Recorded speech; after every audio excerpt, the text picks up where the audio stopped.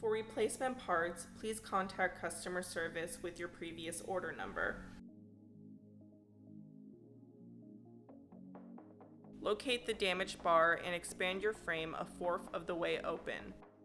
Now grab a screwdriver and follow one of the damaged poles up to where it connects into the plastic connector. There will be a screw holding it in place.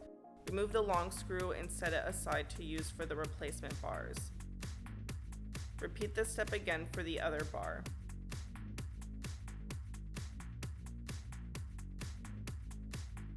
Next, close the frame and flip the frame over to have better access to the other two screws. Repeat the steps to remove the screws on the last two sections of the poles. Here we have a hook and loop fastener blocking the screw.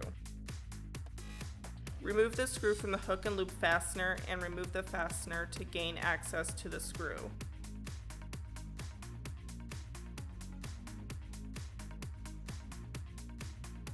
Once all the screws have been removed from the poles, pop the poles out of the connecting pieces.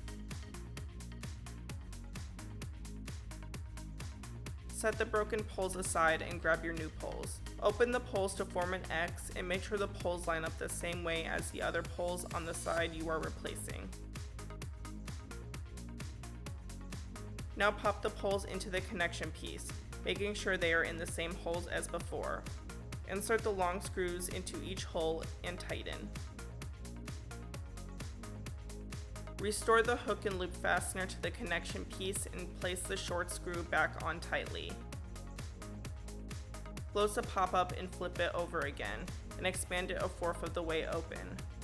Replace the screws into the last two poles and screw tight. Your pop-up is now repaired.